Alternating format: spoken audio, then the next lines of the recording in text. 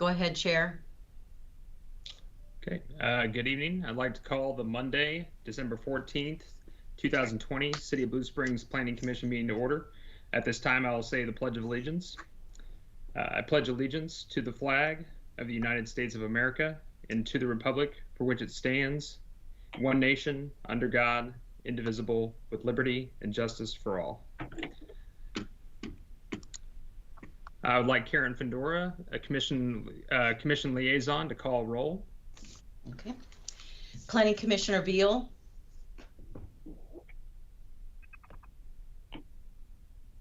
Commissioner Byron Cradoff. Planning Commissioner Cradoff here. Okay. Commissioner Honeycutt. Back here. Commissioner Banks. Commissioner Banks here. Commissioner Billups. Commissioner Billups here. Commissioner Peel. Commissioner Mitchell Peel here. Commissioner Graham. Commissioner Travis Graham here. Commissioner Stokenberry. Commissioner Susan Stokenberry here. Commissioner Rohr. Commissioner Rohr here. Commissioner Hose. Commissioner Ashley Hose here. And Chairman Chad Sanderson. Chairman Chad Sanderson is here. Okay. This evening we have Lakeisha Veal as absent. All others are present. Thank you. Thank you. At this time, I will read the public hearing procedures because we'll have several public hearings. I'll call the public meeting to order. I'll call for exhibits from the city attorney. The staff will make their presentation. If the applicant's present, they'll make their presentation. We'll then call for witnesses in favor, and then we'll call for witnesses opposed. We'll have any questions or general discussion, close the public hearing, and then entertain any motions. If you did submit a speaking form, we'll address you with your first and last name, and then the last 4 digits of your phone number. So be listening for that if you did submit a form. All right, now we'll read through the agenda items and we'll go ahead and read through the agenda items. All right. So our first agenda item is the consent agenda for November 9th, 2020. Item 2 is a public hearing for rezoning RZ 11207566 CBT Corporation. Item 3 is a public hearing for conditional use permit CUP 11207569 for 302 Southwest 16th Street. Then item 4 is a public hearing rezoning RZ 11207574 the Edison at Blue Springs. This item has been requested to be continued to Monday, December 28th, 2020. Item 5 is public hearing plan development concept plan PDC 11207575 Edison at Blue Springs. This item has also been requested to be continued to the Monday, December 28th, 2020 Planning Commission meeting. Item 6 is the public hearing for Unified Development Code text amendments, UDCT 11207573. Item 7 is other business, and item 8 is adjournment. So for the items that have been requested to be continued to Monday, December 28, 2020, that's items 4 and 5. I would entertain a motion to continue those items. Oh, I missed one, didn't I? Karen, No. Okay. Chair, we'll do the minutes next, but right now I'd like to recognize Commissioner Peel. Commissioner Mitchell Peel, I move that the meeting minutes of the Planning Commission from November 9th, 2020 be approved as submitted by staff. Commissioner Cradoff requests to speak. Go ahead, Mr. Cradoff. I second. Okay. So we've got a motion and a second for, I think, the minutes for the, let me go make sure I've got the right date on here. For the November 9th, 2020 minutes, this will be a roll call vote. Okay.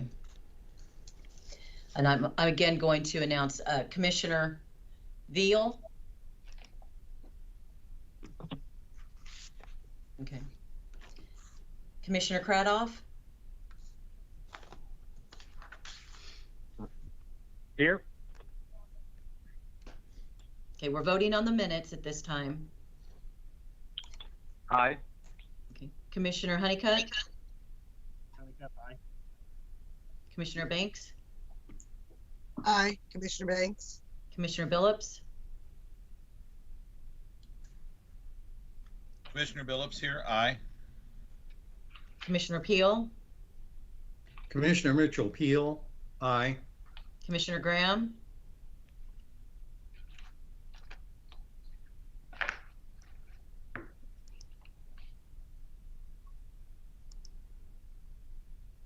Travis, you're muted.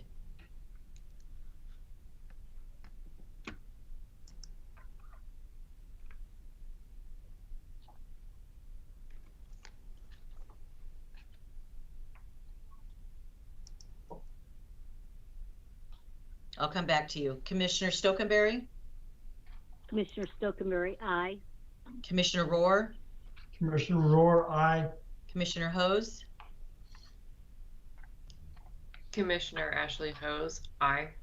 Commissioner Graham,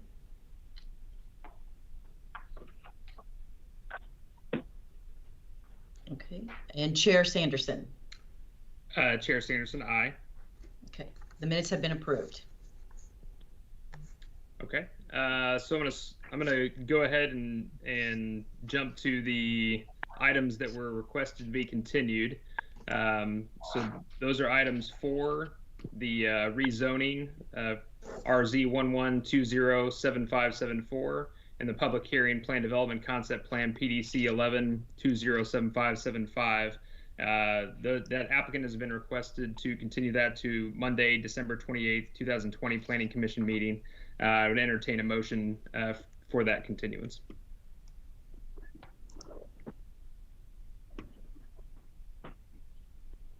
If you'd like to make a motion, type in the word next, please.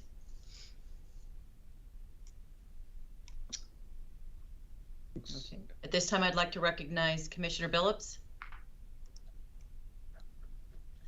Yeah, hi, this is Commissioner Billups. I would like to make a motion for RZ 11207574 and PDC 11207575 to postpone these items until December 28th. Okay, I'd like to recognize Commissioner Lynn Banks. Commissioner Lynn Banks seconds that motion. All right, we have a motion and a second. This will be a roll call vote. Commissioner Honeycutt. Honeycutt, aye. Okay. Commissioner Banks. Aye. Commissioner Billups. Commissioner Billups, aye. Commissioner Peel. Commissioner Mitchell Peel, aye. Commissioner Graham. Make an attendee. Let me cancel that. Okay. And Commissioner Stokenberry. Commissioner Stokenberry, aye. Commissioner Rohr. Commissioner Rohr, aye. Commissioner Hose. Commissioner Ashley Hose, aye. Commissioner Cradoff. Commissioner Cradoff, aye. And Chair Sanderson. Chair Sanderson, aye. Okay. That motion is carried unanimously, and I will state, Travis, you might want to hang up and rejoin the meeting. Okay, go ahead. All right.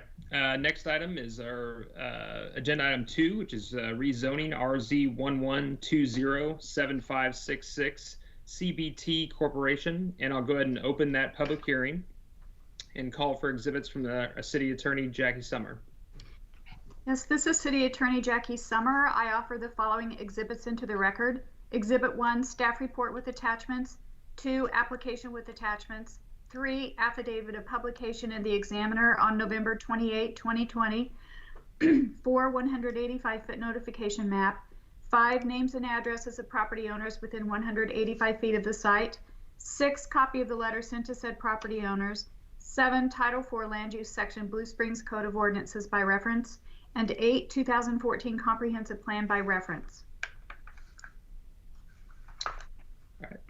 Thank you. And I will turn it over to Nathan Jury, I believe, to present.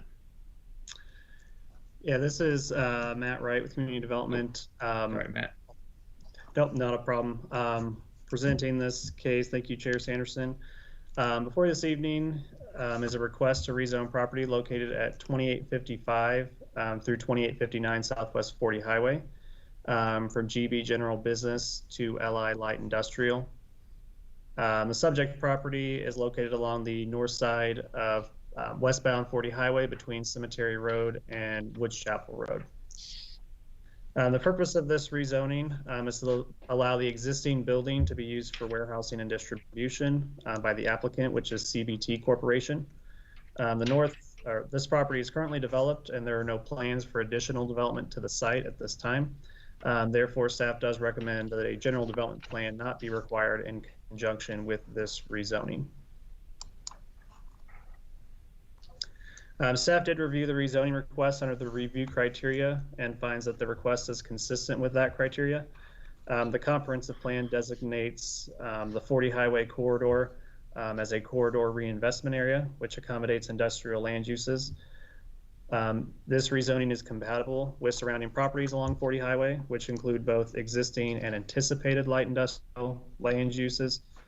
4 of the 6 properties to the west were rezoned to light industrial in 2012, and several properties that remain general business in this area are currently utilized with industrial uses as opposed to commercial uses.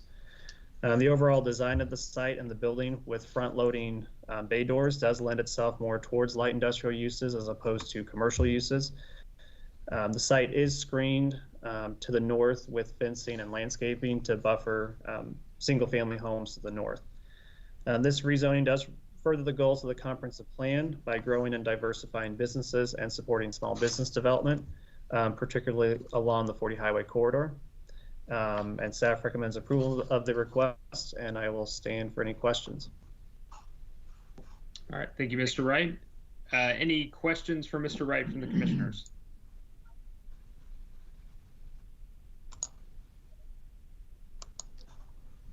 I don't see any at this time, Chair. All right, thank you. And I believe the applicant is on as well. If they would like to make a presentation or be, Karen, do you want to recognize one of them first, either Nathan or Wayne? Yes, I would recognize Nathan Anderson, a manager at Lakeview Center Holdings, LLC. Would you raise your right hand, please? Do you solemnly swear the testimony you're about to give in this case will be the truth, so help you God? Mr. Anderson? 3445 is the phone number. And I do not see him on there. Okay. We also have Wayne Kabrick with CBT Corporation. Wayne, if you want to go ahead and unmute and be sworn in, please.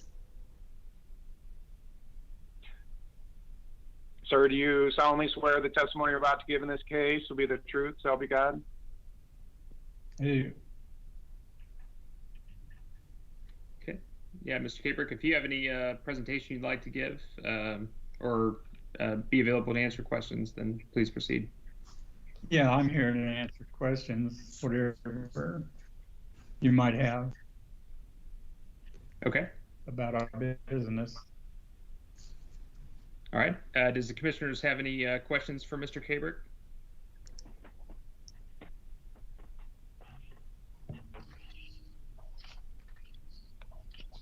And we do not at this time, sir. Okay. And I guess I'll give Mr. Anderson one more chance if they are on.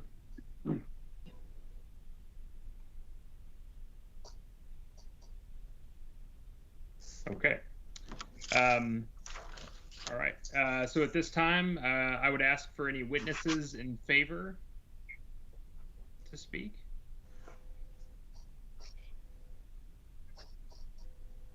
And if you would wish to speak on this item, if you have a landline, press *6. If you have a cell phone, just click the mute function to unmute yourself.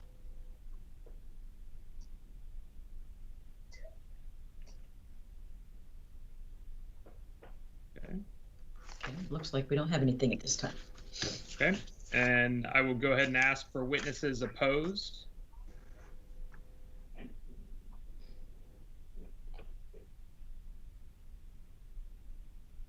No. Okay. Any other questions from the commission?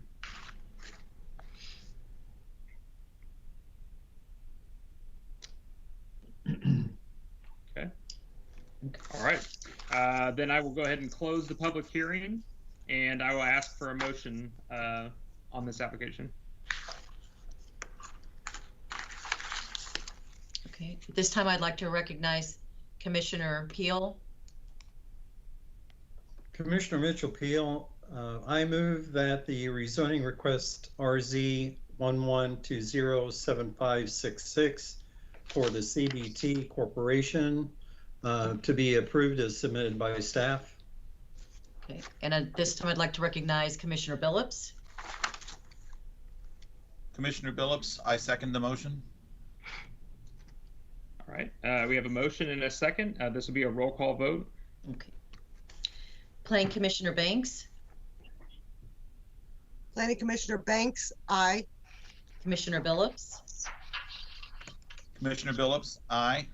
Commissioner Peel. Commissioner Mitchell Peel, aye. Commissioner Graham. Commissioner Graham, aye. Commissioner Stokenberry. Commissioner Stokenberry, aye. Commissioner Rohr. Commissioner Rohr, aye. Commissioner Hose.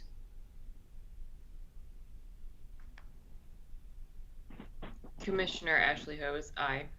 And Commissioner Cradoff. Commissioner Cradoff, aye. Commissioner Honeycutt. Honeycutt, aye. And Chair Sanderson. Chair Sanderson, aye. Okay. That motion is carried unanimously. All right.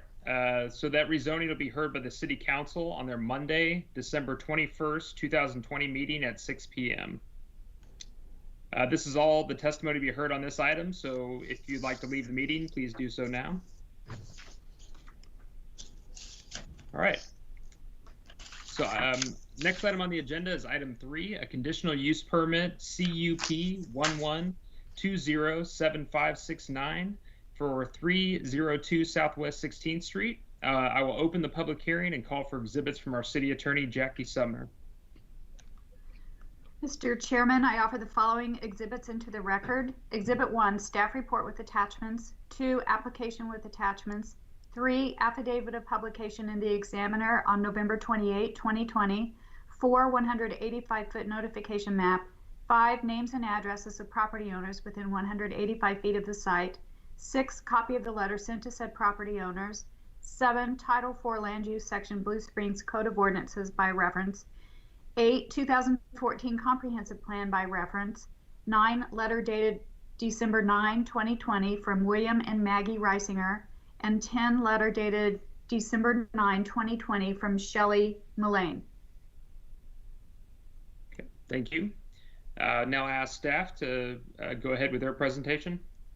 All right, thank you, Chair Sanderson. This is Matt Wright, Community Development.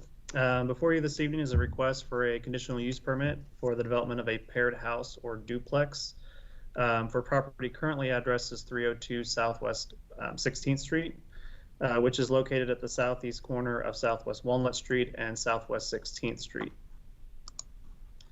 The subject property is located in the T3 zoning district, which is the suburban zoning district in the downtown zoning district.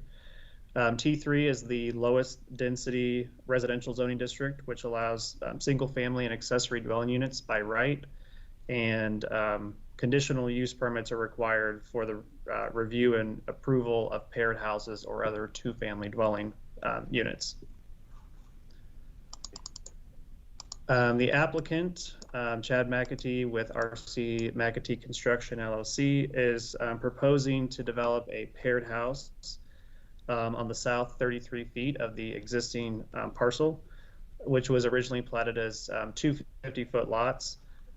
You can see on the screen the dashed line through the middle shows the original lot line. And then the solid line to the south of that is where the proposed lot line adjustment is being made.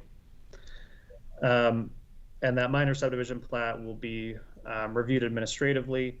And the main requirement with that is that the existing single-family house has to maintain its 5-foot side setback.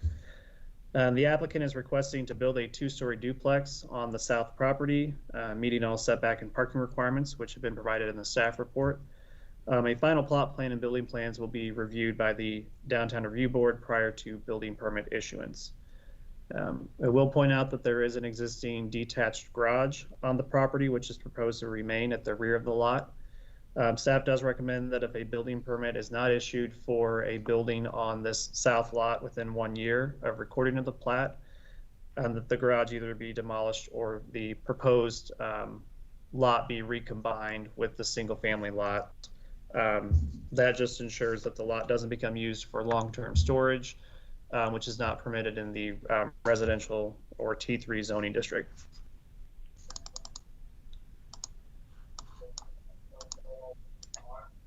On the screen are the proposed building elevations, which include a mix of lap siding and shingle siding, as well as some masonry along the foundations.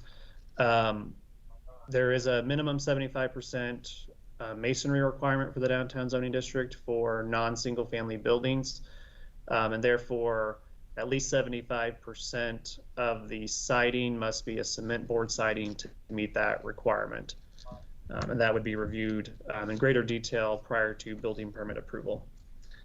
Staff did review the request under the conditional use permit criteria and does find that the request meets the key concepts of the downtown master plan by providing for a range of housing choices in close proximity to each other.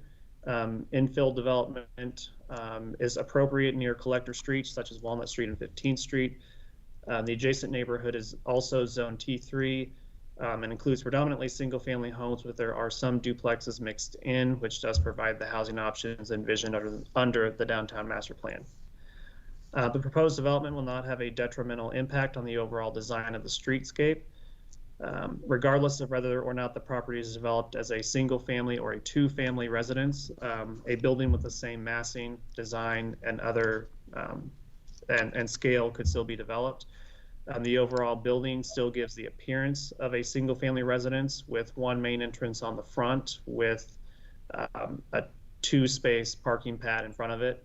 And then on the back side, facing the alley, is the other entry with associated parking. So from the streetscape, it still gives the appearance of a single family residence from the street. The Downtown Review Board did review the request on December 1st and recommended approval by a vote of 6-1. Staff recommends approval of the conditional use permit with the 6 staff conditions in the staff report, and I will be happy to answer any questions you may have. Thank you, Mr. Wright. Is there any questions from any of the commissioners? Yes, we have a question from Commissioner Commissioner Peel. Commissioner Peel. Thank you, Karen. Matt, I wanted to ask you, and you may not be able to answer since we may not have a public works person on this conference, but there were 2 opposition letters that were received, and they both brought up an issue of sewage or sewer drains and things like that that didn't work properly. So they were concerned that adding more to that would worsen the problem. Can you speak to that? Yeah, our city engineer, Adam Hilgedick, is on the meeting as well. Adam, are you able to respond to that? Well, any new buildings, if a new residence was constructed here, it would have to have its own separate sewage service line. In fact, each of the different premises, so that in this case, the two different residences would each have a new sewer line serving their respective areas. So as far as anything existing, they would be tying into the existing main, but I'm not familiar with any issues, any problems that I guess they haven't been made known to me.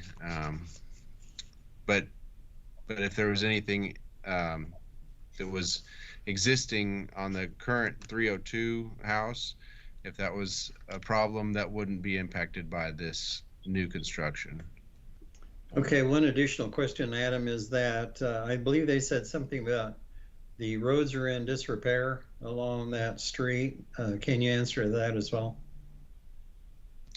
Well, if they're talking about Walnut or 16th Street, I don't know how that, I mean, that's just a maintenance item for the city, and that's related to our budget, and we, we work through those as we're able.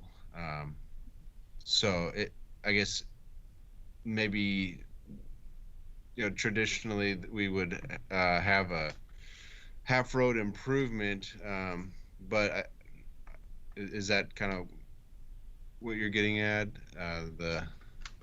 Yes, I think they were saying that it hadn't been repaired for several years. Okay. Oftentimes when we go forth with a development project and those half road improvement requirements, it's to install a curb and gutter or, improve a sidewalk, which has been in disarray. But to just patch a portion of a street for the frontage, you would end up with, you would have,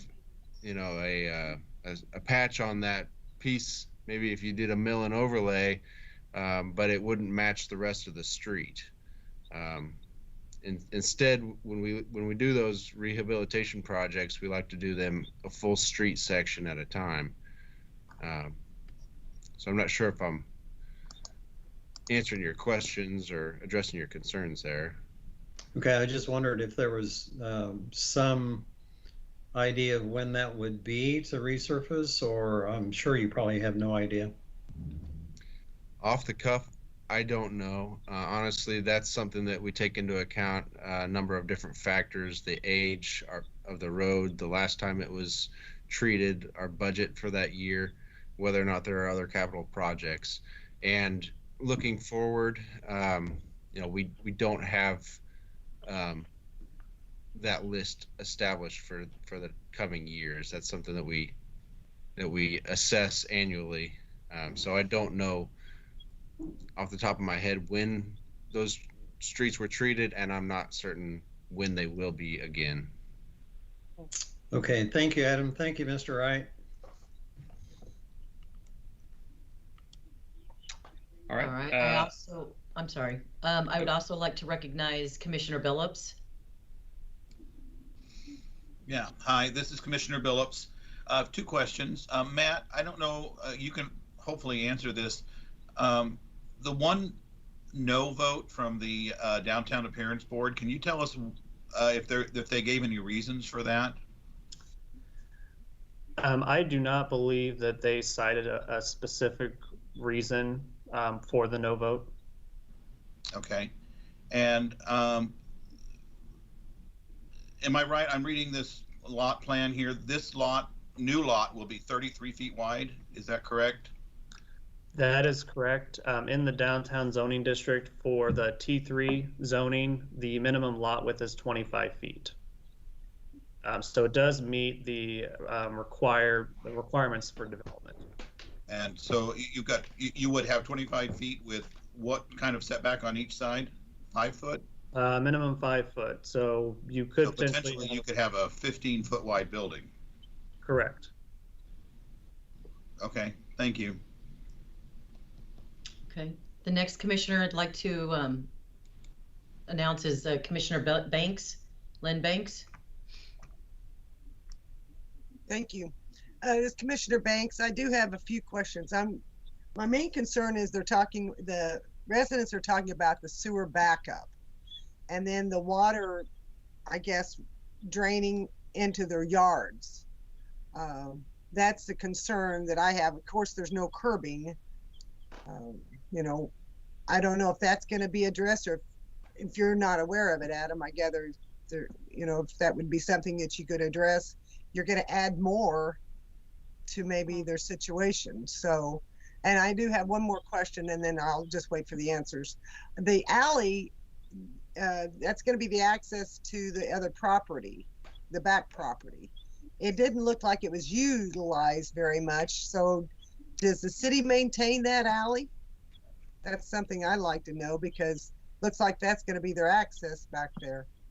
So I'll mute myself now and just wait for the answers. Thank you.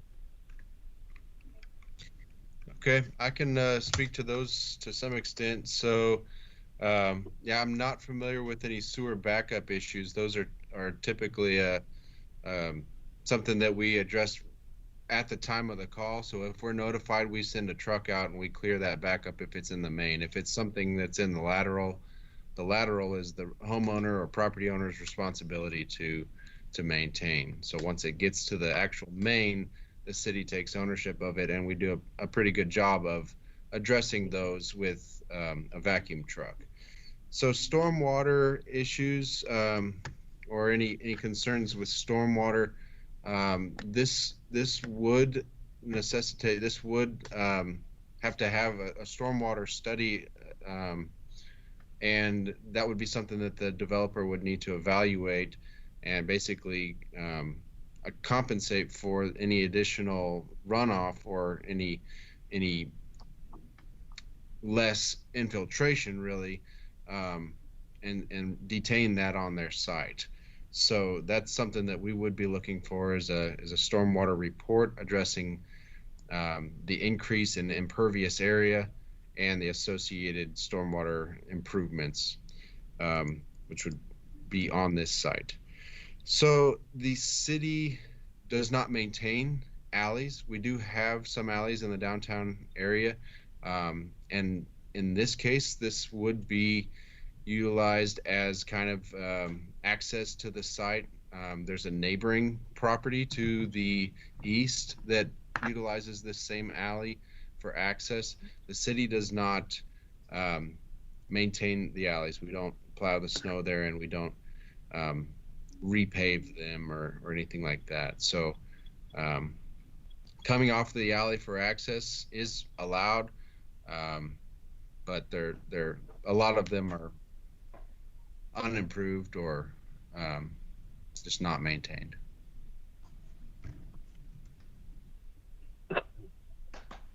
All right. Any other questions for the city staff on this application from the commissioners?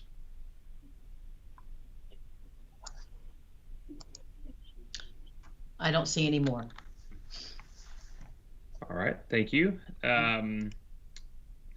So if the applicant is here and would like to make a presentation, we can have you sworn in, and if you could state, oh yeah, I see him now. So Mr. McAtee. Yep. Yep. So if you can be sworn in, then we can hear any presentation or added information you'd like to give. Sure. Sir, raise your right hand. Do you solemnly swear the testimony you're about to give in this case will be the truth, so help you God? I do. Need your name and address. Chad McAtee, 302 Southwest 16th Street. So I don't know if you guys can see me. My camera says I'm on video, but I'm not seeing myself. So I hope at least you can hear me. Can everyone hear me? Yes, we can see and hear you. Okay. I'm not sure if this is my opportunity to discuss some of the opposition comments that were made. So please let me know if now's not the time to do it, and I'll hold those until later. Yeah, so if you want to cover some of the questions or comments now, you definitely can. The next kind of phases after this will be witnesses in favor and opposed, and so we can bring you back in if you would like to address some further comments after that, though. Okay. So I think the majority has been covered already through some of the city comments, but I did just want to elaborate on what's been brought up a couple of times, and that is the concerns of sewer backage. And I provided documentation earlier this evening from Public Works, which was a camera inspection done on June 1st of 2020. And it basically shows that the downstream flow, in other words, the direction in which sewage goes, is actually towards Walnut Street. So unless there was obstruction at the property 302 Southwest 16th Street, there would be no other concern that this particular parcel would be creating any sewer backage. All that backage or potential comments are coming from people from south of this location, which is obviously in the opposite direction of flow. And based on that camera inspection, there was nothing that identified on the current property.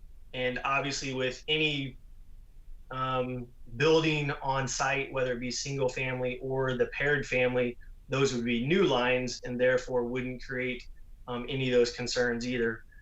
The other thing that I'd like to state in regards to the opposition letters is that those addresses of the residents, the closest one is on the corner of 16th and Moore. So basically at the end of that block. Everyone else is at blocks 400, 500, and 600. So from a written standpoint, there has been no opposition from anyone directly adjacent to the proposed site. So I just want to make sure that that is made aware as well. Obviously, in choosing the plan was taken in consideration to give a visual appearance of it being a single family residence, and utilizing other accesses that are available, such as the alley, so that it wouldn't create any additional traffic concerns. I know in a couple of the letters there was concern of additional traffic as well, but those assumptions are being made that new occupants would be traveling south on 16th Street, which would actually be the opposite direction of what would be the most convenient, and that would be north on 16th and Walnut. So again, there was a lot of consideration taken into planning out the placement and the design of this paired house, knowing that this is the first, at least that I'm aware of utilizing the downtown master plan development plan in order to try to incorporate something new like this. In addition to that, I've had the discussions of the possibilities in the future of being able to sell each unit individually, which in my opinion provides an opportunity for people who are currently trying to purchase property and cannot based on current pricing. This would give them an opportunity to have ownership in a more economical situation. So that being said, there is already, I'm not for sure exactly what it is, but I believe it's actually 2 duplexes right across the street on the west side. It appears to be a house, but for sure there is a duplex that is directly behind it. So as far as impacting appearance, again, it's not really changing anything that isn't already close by. In addition to that, the Downtown Review Board, which obviously has their own set of standards to determine what characteristically will look good in the area, has approved this. So obviously we've taken the measures to make sure that from an architectural standpoint, it does blend in as best as possible. That would probably be about most of my comments, and hopefully some explanations on some of the concerns that were brought up. And again, I'm available to answer any questions as needed. Oh, the other thing I did want to point out, one other thing to point out, because I know it was brought up again in one of the letters, is that I would not have any personal interest in maintaining the area once it was rented. And I do want to clarify, I actually own property on the street. Residents may not be aware of that because it was a recent, and I also own additional properties just north of there on 15th Street, as well as built new construction in the downtown area as well. And so I have a high motivation of not only producing a product that people are pleasantly going to be looking at, but also are wanting to come down and revitalize the downtown area. All right. Yeah. Thank you, Mr. Mayor McAtee. And at this time, I'm directing this at the commissioners. Is there any questions from the commissioners for the applicant?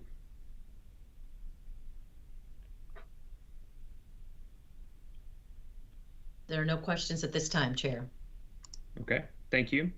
At this time, are there any witnesses who would like to speak in favor of this application?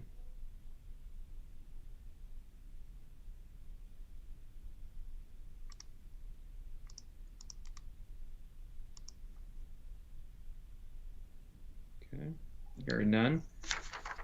At this time, I would ask for witnesses who would like to speak in opposition to this application. We do have a speaker form for Rita Compton. Last four digits is 4147. Rita, if you would please unmute your audio device and state your name. Hello. Okay. Yeah. Miss, raise your right hand, please. Do you solemnly swear the testimony you're about to give in this case to be the truth, so help you God? Hello, this is Rita Compton. I'm having a little problem with my phone. So I missed, I guess I muted it rather than unmute it. So tell me what I need to do. Okay, Jim, go ahead and swear her in, please. Yes, raise your right hand. Do you solemnly swear the testimony you're about to give in this case will be the truth, so help you God? I do. Okay, I need your name and address. Thank you. Rita Compton, 1501 Southwest Walnut Street. And we live diagonally across the street from where the proposed building, and I'm concerned about decrease in our property value and the alley where they'll access one road, one part of the house is directly across from our driveway, and just wondering about increased traffic, and I'm concerned about that. And our road here, Walnut Street, is in disrepair because it does not have curb and gutters, just like you all were saying. And there's no storm drains, so that's kind of our concerns. Okay, Ms. Compton, thank you. Are there any questions for this witness from the commission?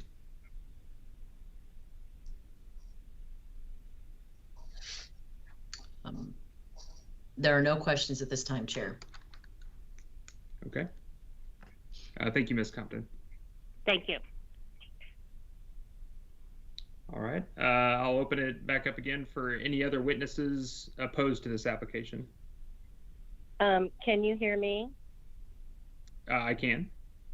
Okay. My name is Shelley Mullane, and I sent in one of the letters, and I'd like to make some things to clarify a few of the statements, if I may. Yep, definitely. Okay. We'll have you sworn in real quick. Okay. Yeah, Ms. Mullane, raise your right hand. Do you solemnly swear the testimony you're about to give in this case will be the truth, so help you God? I do. Need your name and address. Shelley Mullane, 500 Southwest 16th Street. Okay. Okay. The first thing that I wanted to bring up is the letter that I sent in. If you notice at the bottom, I didn't know if it mattered in addressing it, but it's from more than just myself. It's from quite a few. And as pointed out, yes, it is in the block of 500, 600.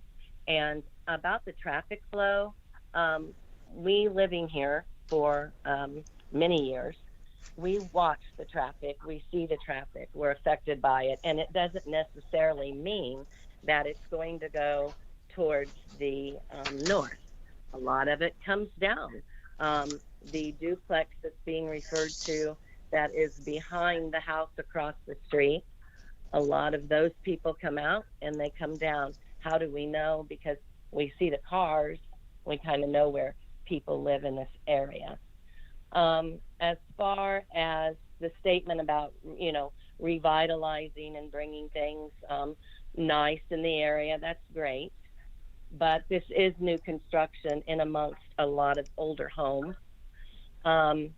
We didn't purchase these homes in a new area to be in a new style of residence.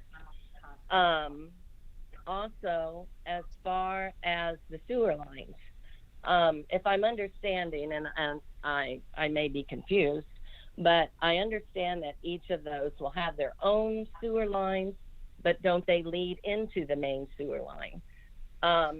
You were stating that it was Cameron and it flows to the north down towards Walnut, that if any backups would be up here. Well, many of us experienced this summer during the COVID lockdown, awakening to loud roars in our homes. I literally thought my toilet was going to explode from my bathroom floor. As I leaned over it to turn the water off, and I called the city to say, hey, I need some help out here. They said there was nothing going on, only to have someone knock at my door. And I've had several conversations and saved text message with Jacob Phillips, who stated that we have an issue over here with old lines. The statement was that a lot of times the rainwater has nowhere to go, so it seeps into the sewer line. Well, if it seeps in, what's seeping out? Due to tree roots. They've supposedly ordered some type of a sleeve that will go into this main sewer line and be expanded to seal that. But we're on a list, much like I guess I understood the statement of filling the potholes on our street. So some of those things are not adding up.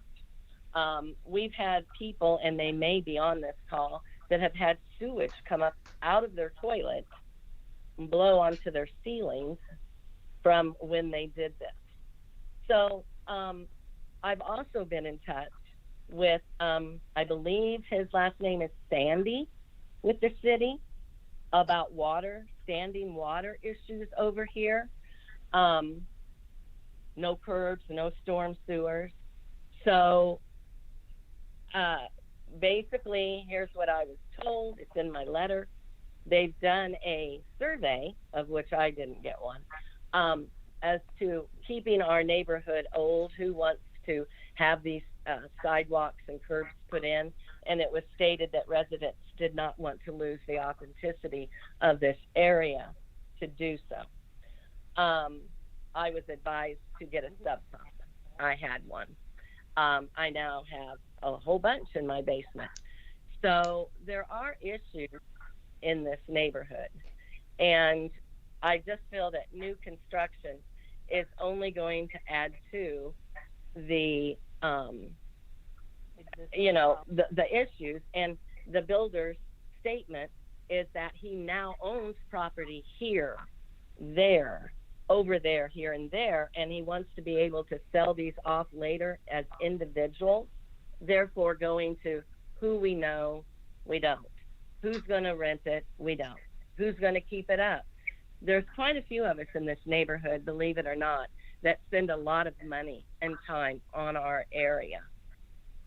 And it's a very big concern to us.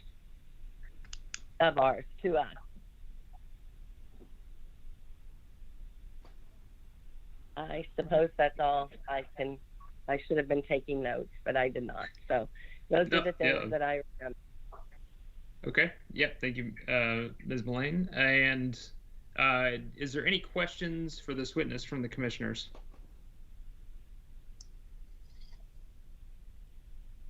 Yes, I'd like to recognize Commissioner Peel. Thank you, Karen, and thank you, Chair. Rita, when was that letter to you was dated? At what date? Not Rita, Shelley. So the second speaker was Shelley Mullane, and the first speaker was Rita Compton. Okay, sorry.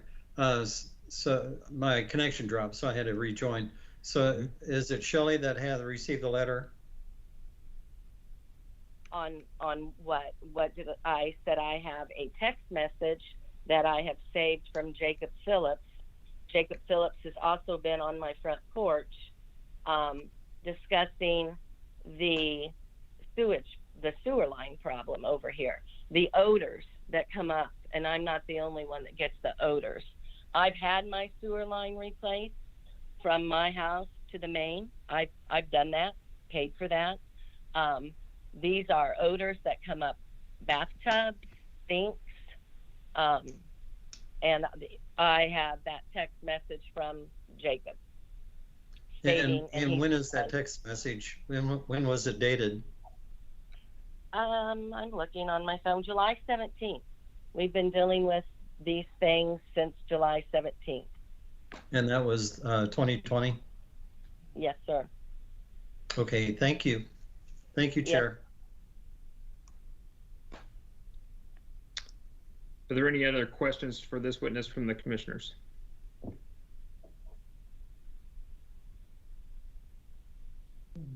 We have no other questions, Chair. Okay. I would ask then if there's any other witnesses in opposition to this application.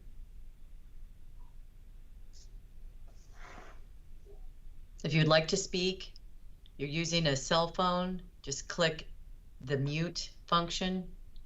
If you have a landline, click *6 to unmute yourself.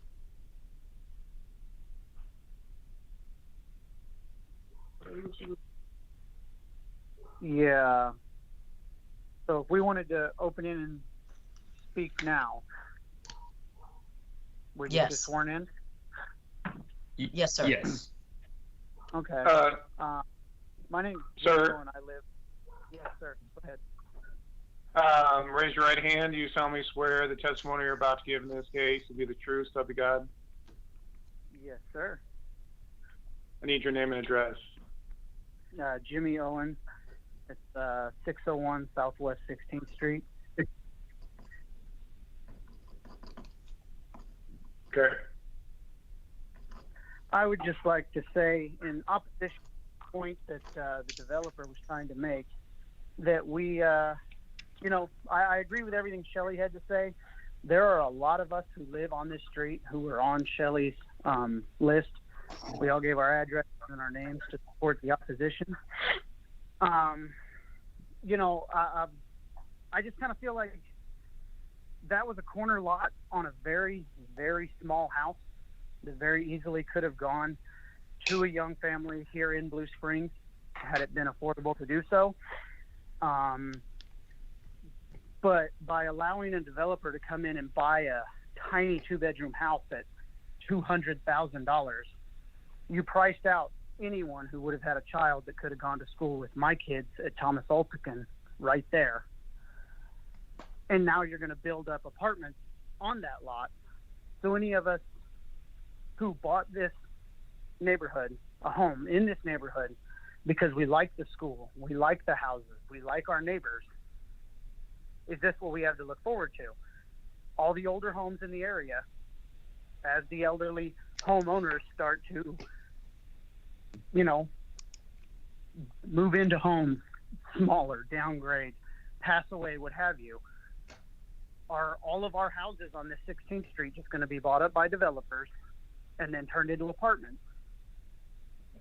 outpricing any chance of small families being able to live here? I know his argument was that, if you build 2 small little duplexes here, it makes a new rental for someone. But the way I see it is that basically a developer came in and priced out anyone with a family from buying that little house, which is a really cute little property on a corner lot on a real nice street, and he's going to turn it into apartments. And the traffic on this street is absolutely ridiculous. It's I know that his point is that if you go south, you go to MacArthur there and you go down to the roundabout, that's the quickest way to get to 70.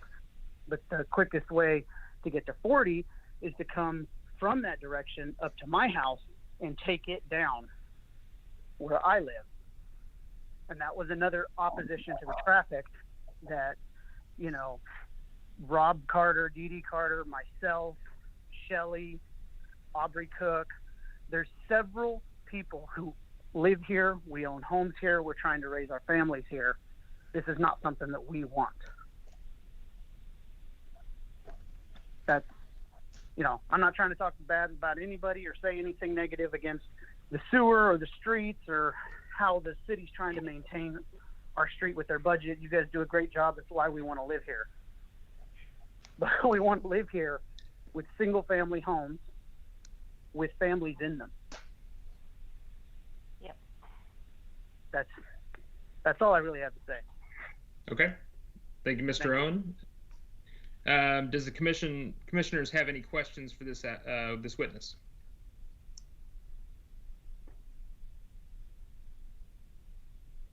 There are no questions, Chair. Okay, thank you, Mr. Owen. I would ask again if there's any other witnesses in opposition.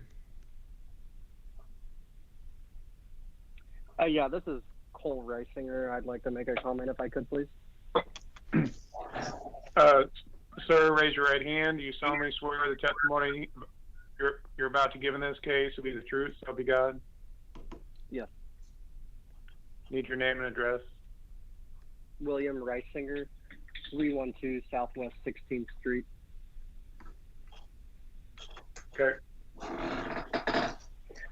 So I'd like to address a couple of the points that were brought up in both my letter and whoever the authors of the others were. The first of which is the issue with storm water, which I think is, I personally have called at least 4 separate times over the course of the past 5 years, one of which the Public Works Director came out to my home and to address the issue that I had, or rather lack of address it. So the issues that have existed along 16th Street, particularly when there's any sort of major rainfall or a significant amount of rainfall over a short amount of time, is that the water tends to run rather not down the street, but straight east through our properties. My property alone, I've lost over 6 inches of worth of erosion in the past 2 years along Moore Street. And it has been, I've been simply told that given the fact that there was not a sidewalk underneath the area that I was wanting to have addressed, which there actually is from the 1950s, that it was not the city's responsibility to maintain this water, the stormwater runoff, and that I was just going to simply have to pour some concrete myself to deal with it. Regardless, that doesn't necessarily have to deal with the house, the proposed construction, but it's an example of some of the issues we have with stormwater. The second would be the volume of traffic that travels on 16th Street. It is a lot, and oftentimes the speed of the vehicles traveling down 16th Street is very much in excess of what the speed limit is.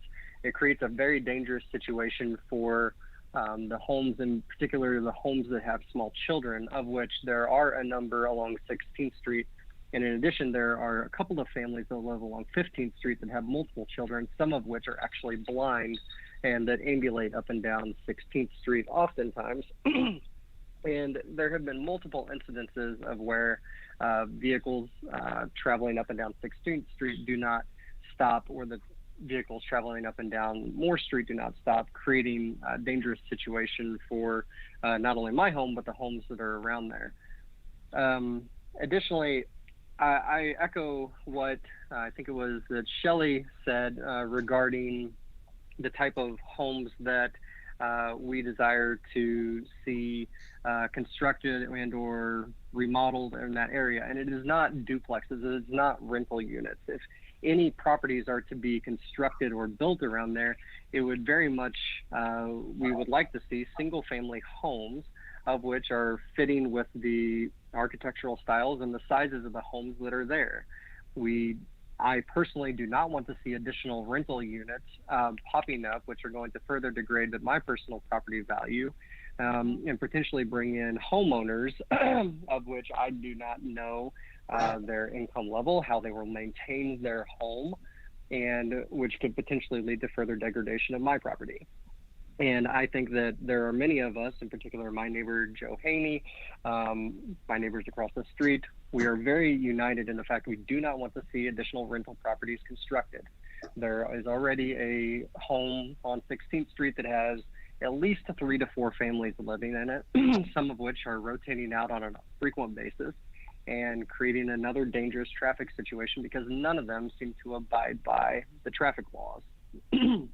And I think those are my biggest issues with this. And I will just say that while not every owner of single family homes on the street wrote or called into this that I know of, many of us have spoken about this. And I can say that we are very united in our opposition against this being constructed.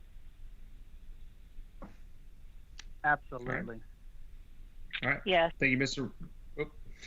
Sorry. Thank you, Mr. Reisinger. Any questions from the commissioners for this applicant? I'm sorry, for this witness. Sorry. Yes, I'd like to recognize Commissioner Peel. Thank you, Karen. Thank you, Chair. And Mr. Reisinger, do you also have issues with sewer odors and things that other people have brought up during this meeting? Yes, I've had issues. So my biggest issue is that randomly, and I will say particularly during the summer and the spring, we have had a significant issue with our toilets backing up, of which flooding our home in one area, and the odor that is propagated into our home out of the sewer lines is just it's unbelievable. And so we have had at least 2 different plumbing companies out to our house that have gone through our laterals, of which we are told by both of them are completely clear, and to try to figure out why we are having this sewer backup that randomly occurs and then will clear itself after a couple of days. But I was not aware that other homeowners further to the south were having these issues. But I know myself and my neighbor have both had significant issues with sewer and been told by independent plumbers and contractors that it is not an issue with our laterals. But it certainly is something that needs to be addressed. And I recognize that he's further to the north, and that while our sewer may flow to the north, there does seem to be some sort of an issue with the sewer in our area along 16th Street. All right, thank you, Mr. Reisinger. Thank you, Chair. Any other questions from the commissioners?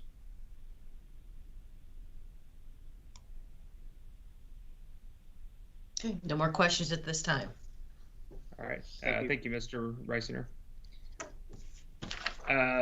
So are there any other witnesses in opposition that would like to speak? And I'll just say also, if you are going to speak, maybe if there's items that haven't been discussed or haven't been brought up, I'll ask again though for any witnesses in opposition.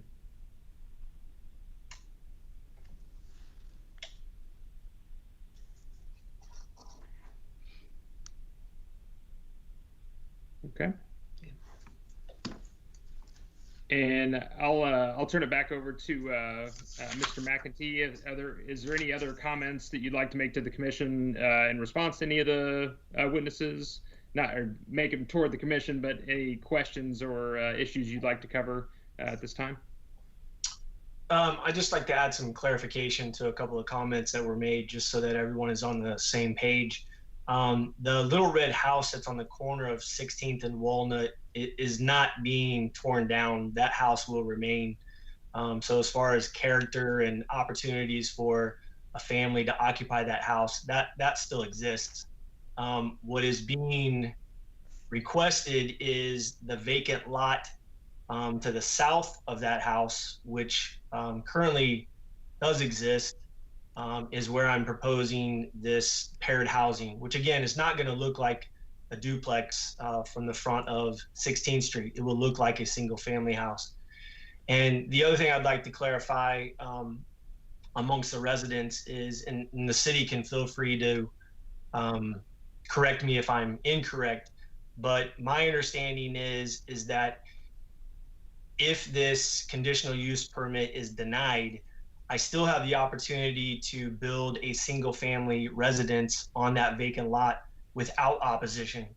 And if that's the case, there's still going to be a building in that location, and it will probably actually take up more of the space than what the proposed paired house is going to take up because of the design of that paired house. I mean, I've taken a lot of time to make sure that it fits within the area, that it is accessible from 2 different locations so that traffic is not impacted any more than what would be if a single family house was there.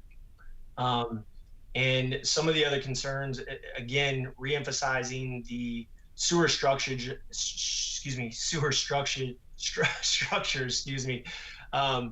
again, is more of city maintenance than any relevance with a building being built on this site. As pointed out, the flow is towards the north. New lines would be implemented for whatever building is put there. And the only way that there would be any impact from residents to the south of this location would be if there were roots of some sort or some type of degradation with the current line that is on that red house on the corner, which at this time is not. So as much as I understand the inconvenience that they're experiencing, I don't see the relevance as far as how that applies to this particular plot and the use or potential opportunity to build a unit, whether it be the paired house that we're currently discussing or, a single family residence if this is denied. So again, just some of that is clarification. I want the residents to understand that red house is not going away. It's there. It's to be kept, to keep the characteristic of that area. Again, I am a proponent for keeping the downtown looking like a downtown, but I'm also with the encouragement of improving upon it. And this is one of those steps that I feel gives an opportunity that doesn't exist. And it's a new item. I understand that. It's the first time that this has been tried in this situation with alignment of what the master plan has intended to do. And I'm trying to, make it as a positive experience as possible. And that would be my intention if I'm approved to build. Obviously, I want to get along with everyone that's in the area and make it as least a convenience as it might be if there is some impact. But again, my stance, if there's any clarification from Public Works or from engineering, is that this is not going to impact the major concerns that most of the residents are referring to, although it is a highly inconvenience thing that they're experiencing. It's not related to this particular plat. Yes, and Chair, I'd like to recognize Jackie Summer, City Attorney. Mr. Chair, Mr. McAtee referenced when he was speaking the first time a sewer main inspection report, and I believe Mr. Wright has that document that he can put on the screen, and if Mr. McAtee wishes, he can have that entered as an exhibit, and that would be exhibit number 11.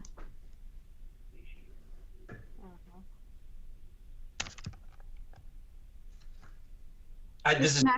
McAtee, do you want it entered? Yeah, sorry, I didn't know if I should respond. Yes, I would like it to be there, if nothing else, so that the public can recognize what I'm referring to.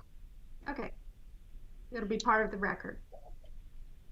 Okay. Is there any other comments on this particular exhibit, or we just want to make sure it's entered in the record, though? I don't think there's any, if there's anything for clarification purposes, just so whoever is going to look at it understands what they're looking at. Is it possible to pull it up so that I can kind of speak to it? It is currently displayed. Okay. I don't know if you already see that or not. Okay. So, sorry, my screen lack for a moment. Yeah, so just for clarification purposes for anyone who is looking at this, the diagram down at the bottom of the screen, which kind of looks like a thermometer, if you will, you can see the arrow direction is pointing downward. That is beginning at the address. If you scroll back up to the top of that document, sorry, that first arrow there is referring to the address at 401 Southwest 15th Street. And then it ends at 1505 Southwest Walnut Street. So that is the north direction in which that sewer line is flowing. And if you scroll back down towards the bottom of that sheet, the area that is highlighted is the current sewer line for the red house that's been referred to on the corner of 16th and Walnut. And as I pointed out earlier, when this was created or serviced or cameraed, you can see that the house to the south, and this is the south of the vacant lot that we're referring to, there was discovered roots in the service connection at that time. So if there was any backup experience that was being caused by this particular main sewer line, it was being caused by that address. No address north of that property, which is where I'm proposing building the paired housing, and where also the red house is on the corner of 16th and Walnut. Okay, thank you, Mr. McAtee. Are there any questions for this applicant from the commissioners? Yes, I'd like to recognize Commissioner Banks. This is Commissioner Banks. Mr. McAtee, I do have a question. When I went and looked at the property, are you planning on having to take down those large trees that are along the property line to the south in order to build your duplex? Are you referring to the trees that are in between the vacant lot and what would be the house to the south of it? Yes, sir. First, for clarification, I wouldn't call those big trees, but second of all, no, my intention is to keep any remaining trees that are there on the property. That includes the ones that are to the east of the red house, intact. And so that's why there's been a little bit of a jaunt, and the location of the potential parking pad, which would be a new pad for that red house, in spaces where the trees don't have to be impacted. There is a large tree. That's why there's some small ones along with the large ones. So Sure. That's what I wanted to ask. Sure. Thank you very much. Yeah. Okay, I'd also like to recognize Commissioner Peel. Thank you, Karen. Mr. McAtee, did you state that you would not maintain the property once it is rented or sold, or what was the condition there? No, for clarification purposes, my intention is to build the paired housing and rent it and still remain the owner of the building. However, based on current economic situations, it's hard, as a couple of the opponents has pointed out, it's hard to buy houses in this particular price range for a new homeowner. So I was considering and looking into the opportunity for future of possibly selling each unit as their own, so that someone could find affordable living in a nice brand new unit in the area. I can tell you, by experience, I have a for rent sign actually on the corner of 16th and Walnut currently, and I've gotten at least 16 to 20 phone calls for people that are interested. The obstacle is that the income level in which they're wanting to be in doesn't qualify for what's available at this current time, which is another motivation to provide some type of unit that would possibly provide that economic opportunity. So if it's rented, will you continue to maintain the property? Yes. Okay, if one unit sells and the other one is rented, what would that situation be as far as maintenance? Well, an ideal situation would be to either sell both units or rent both units. So I don't have an intention to have one as a ownership and then one as a rental. To me, that doesn't make viable sense in the community's standpoint, nor for me as a builder / investor / owner. That doesn't play out either. All right, thank you, Mr. McAtee. Thank you, Chair. Thank you, Karen. Okay, and it looks like Commissioner Banks has another question. Thank you, Commissioner Banks. Mr. McAtee, I did have one more question. The alley, you're going to have it's going to have where there's 2 vehicles for the back property. Since the alley is not maintained by the city, are you planning on assisting with, because otherwise, with the rain, it'll just be mud back there, gravel or maintenance of the park for the cars to access that alley? Sure. As long as I'm an owner of the property, then yes, I would play a role in the maintenance of that alley. However, I would also ask for an opportunity for the city to consider for future purposes some type of involvement with that maintenance, as due to the overall master development plan, it has been identified that those alleyways can be used as point of access. And if this is something that's going to create an obstacle currently, I would like the city to start taking into some consideration as how did this development plan improve if there's no city involvement with what has been occupied or identified as possible access points. So again, to your question, immediately, yes, I would be maintaining it as I would be an owner of that parcel.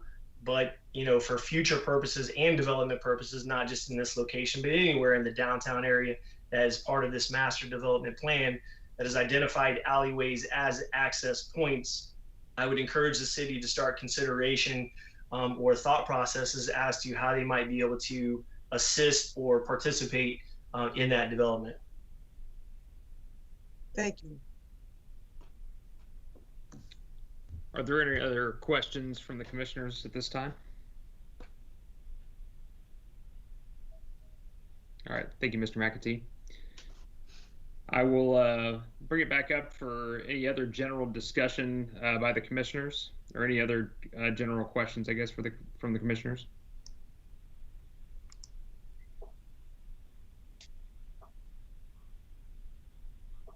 Does it look like we have any questions? Oh, go ahead.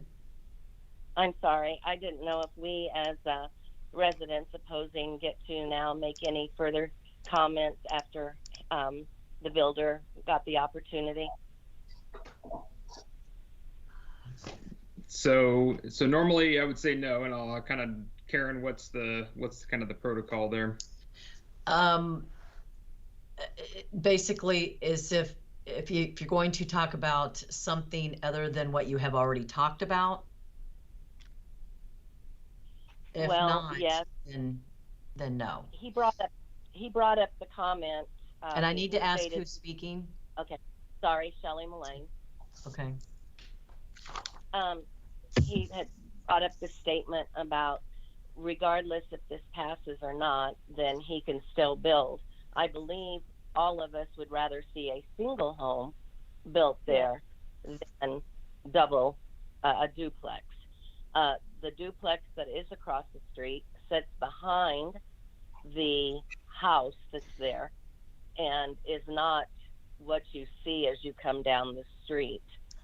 Also, his statement about he plans to take care of it, but he also can sell it. We don't know when that's going to take place. 6 months, a year, then we don't know who's going to maintain that duplex. And also, as far as city involvement in the alley, if they do it at that end, they need to come to the other end because there's all kinds of trees that are dying that need taken out, and the city says those alleys have been abandoned, and it is at an entry and exit from 16th to MacArthur. Okay, thank you, Ms. Mullane. And any questions for this witness from the commissioners? There are no questions at this time. All right, thank you, Ms. Mullane. Thank you. All right. Any other discussion from the commissioners?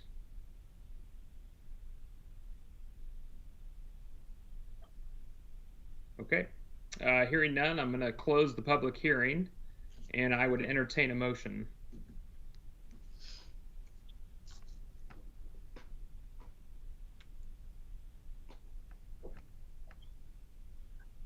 And commissioners, if you would like to make a motion, type next in the chat. Or those that are on the phone, just click on the mute function on your cell phone.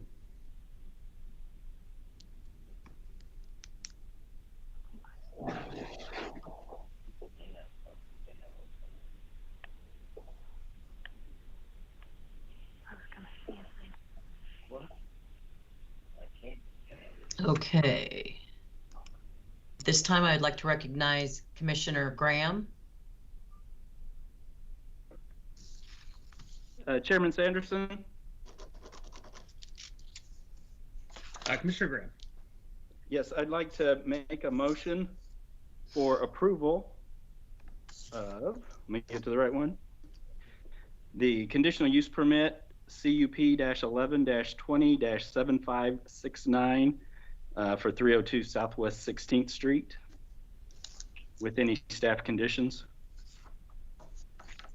Thank you, Mr. Graham. I have a motion from Commissioner Graham. Do I have a second?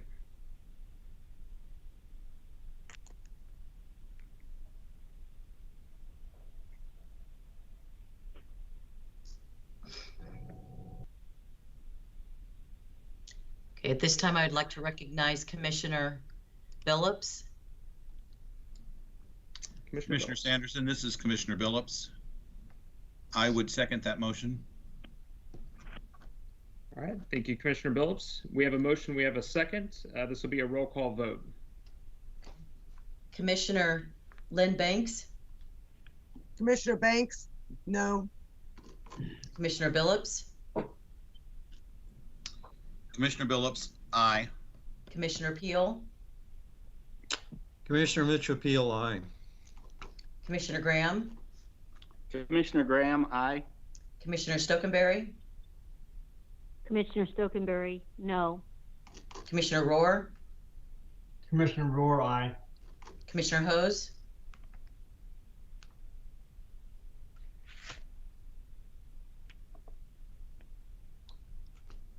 Sorry, it's being really slow. That's okay. Okay, unmute yourself.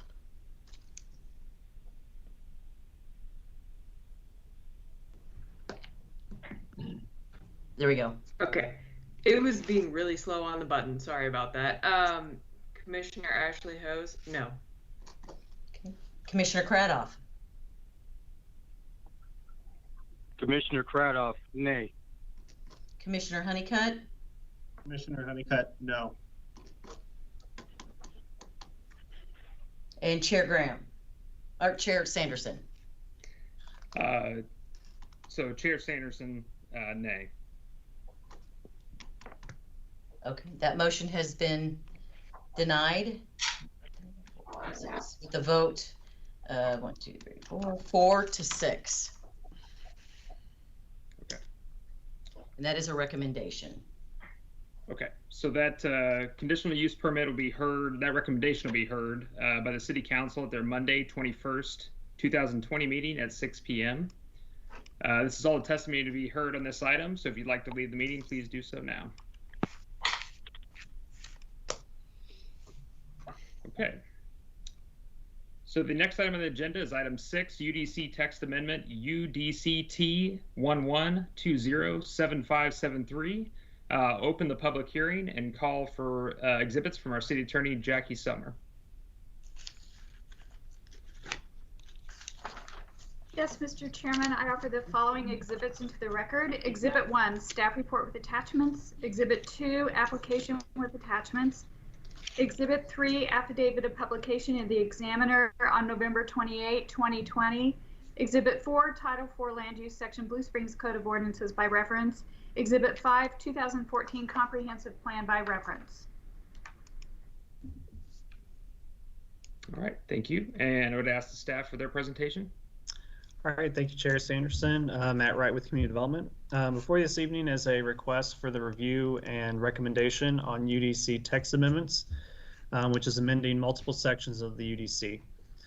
Since the adoption of the current UDC in 2015, staff has brought forth larger UDC text amendments on an annual or biannual basis based on the routine review of procedures, regulations, and standards, and those impacts to development. The last multi-section update was approved in October 2019. Staff is proposing 10 sections of the UDC to be amended, and I'll go through each of those that are in the staff report, which begins on page 63 of the agenda packet. Language that is being added to the UDC is underlined, and then language that is being removed from the UDC is shown as stricken. So the first section, again, we're on page 63 of the packet, is a change to the industrial use group in the glossary and definitions.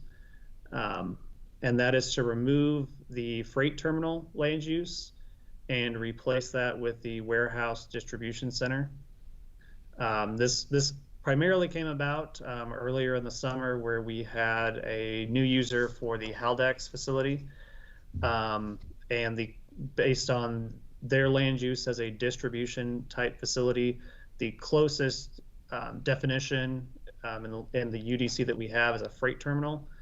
However, staff does not believe that that freight terminal is a good definition for the types of uses that we are likely to find in Blue Springs, which is mostly, if you look at the current definition of freight terminal, it's more of a intermodal type facility, which relies heavily on rail or truck or air.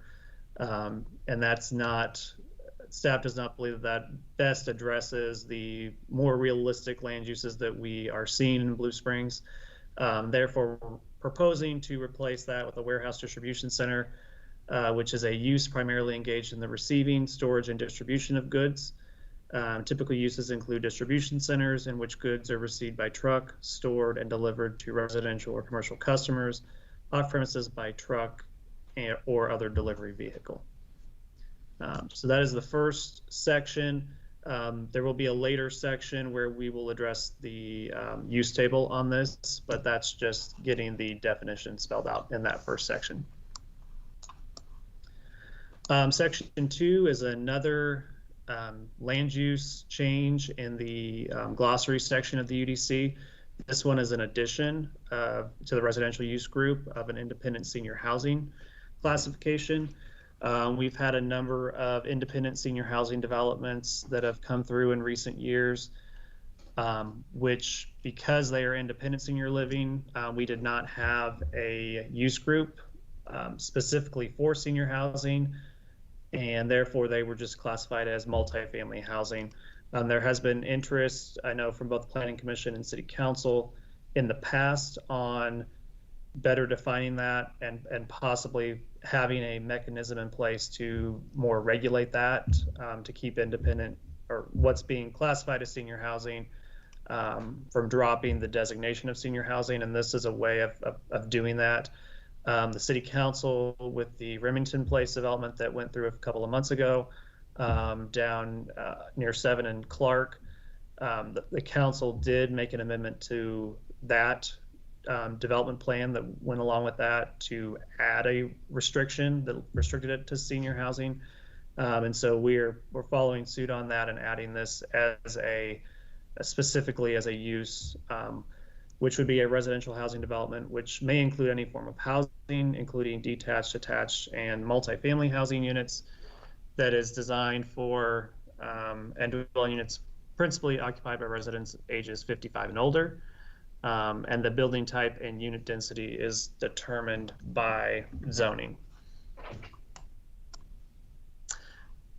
Skipping on to section 3, going along with that, we then address the parking for independent senior housing, which would be. Mitch and Ken want to break them up and vote on them individually.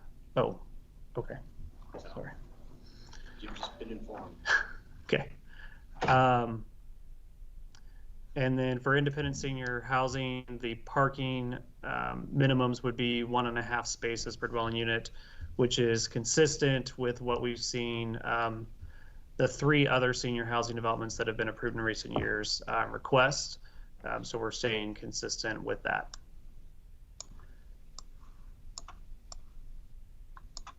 On section 4,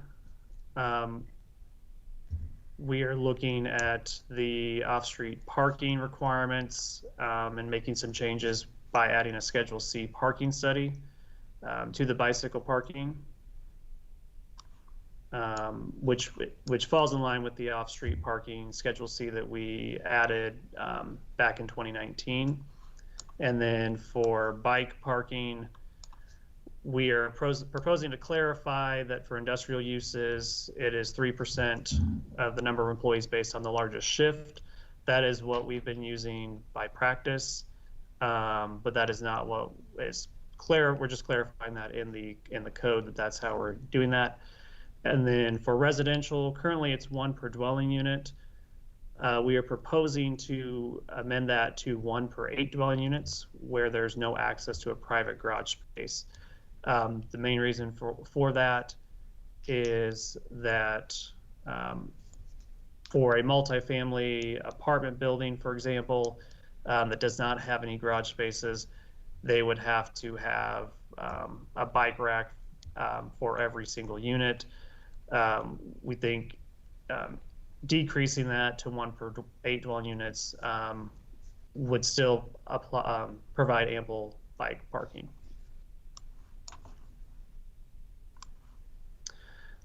For section 5, some additional changes to the internal sidewalk widths, primarily for commercial development.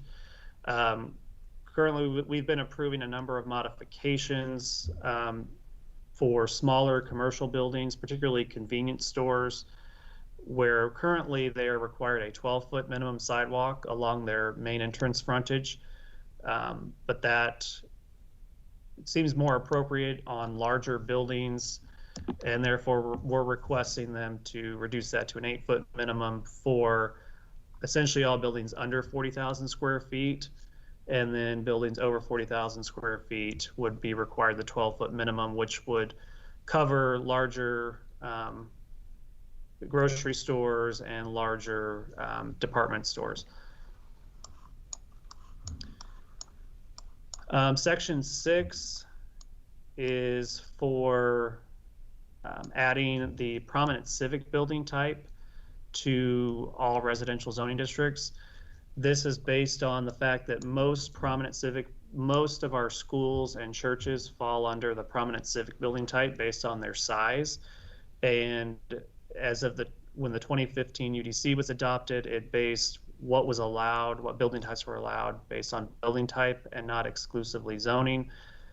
And that has created some issues where there's a number of potentially legal non-conforming building types that make it more difficult to expand or redevelop in the future. And therefore, we're proposing to allow the prominent civic building type in all residential zoning districts, which aligns also with the use table, which does allow schools and most churches by right in the or places of assembly by right in the residential zoning districts. Larger places of assembly with thousands of people capacities are only allowed in commercial, but this would still allow smaller and more neighborhood-oriented places of assembly and schools to remain in those zoning districts. And then also prominent civic buildings were not previously allowed in the less intensive commercial zoning districts, the neighborhood business and office, as well as the light industrial zoning districts. So we are adding those as well because we do have places of assembly in schools, in some cases in those zoning districts that we want to provide for as well. The other item coinciding with that is the prominent civic building increasing that. Currently anything over 5 acres requires a campus master plan through a plan development process. Almost all the schools in Blue Springs are over 5 acres, including the smaller footprint elementary schools. And most churches are also over 5 acres once you consider building footprint and parking areas. And therefore, staff is recommending to increase that to 30 acres, which would only require the larger schools, such as the high schools, as well as larger churches that have generally more than one building, as well as probably a school attached to it, to go through that campus master plan process.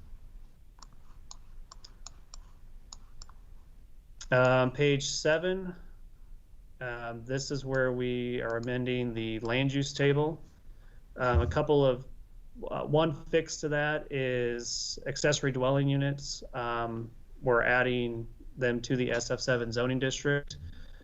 This is actually, I think, was just a code error when the code was adopted in 2015, because under the building type of an accessory dwelling unit, they are allowed in the SF7 single family zoning district. So we're just making that consistent with what has been done in the past. And we have approved a number of accessory dwelling units in that zoning district in recent years.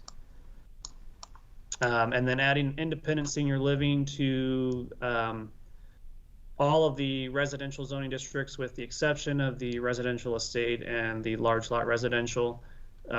We don't think that there's probably going to be any independent senior living developed in those zoning districts, but all of the remaining residential zoning districts would have the independent senior living option as reviewed through a plan development.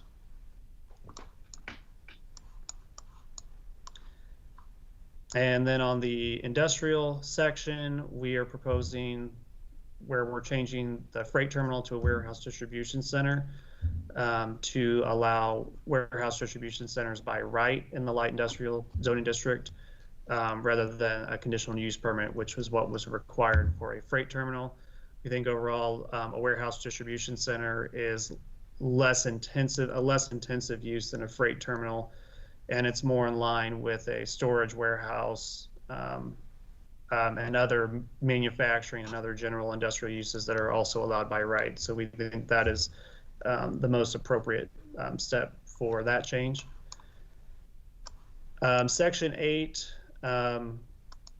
takes up quite a bit of the rest of the document, and it's really just a cleanup of all of the zoning districts by adding the prominent civic building type to each zoning district where it was not previously permitted. And then an amendment to the performance and design standards for each of those that essentially just strikes the small civic building type and just lets it read civic uses, which may be small or prominent civic building types. So that would apply to the single family, the 2-family, all of the multifamily zoning districts. These are essentially the same code amendments each section until we get to the general business zoning district. There is a different there with the performance and design standards where we are addressing outdoor storage and display.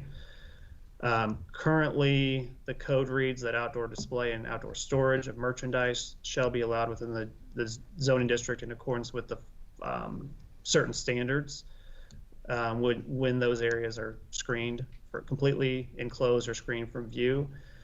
The issue with that is that there are some land uses where the outdoor display or storage of merchandise is the primary use. For example, vehicle sales, that's the merchandise that doesn't make sense to screen that or enclose that, as well as garden centers, for example, other landscaping type businesses where their merchandise is prominently displayed outdoors. So rather than alter that, we're just adding a caveat at the beginning of that unless otherwise permitted by building type, land use, special use standards, and or temporary use standards, those requirements would apply. And then that same requirement would be added to the regional commercial and light industrial. Sorry, the regional commercial zone district would have that. For light industrial, we are also adding at the outdoor storage as well, unless otherwise permitted by building type, land use, special use standards, and or temporary use standards. For the heavy industrial zoning district, the one change to that is we're actually striking the small civic building. The heavy industrial zoning district is the only district that will not have any civic building types. The reason for that is that there are no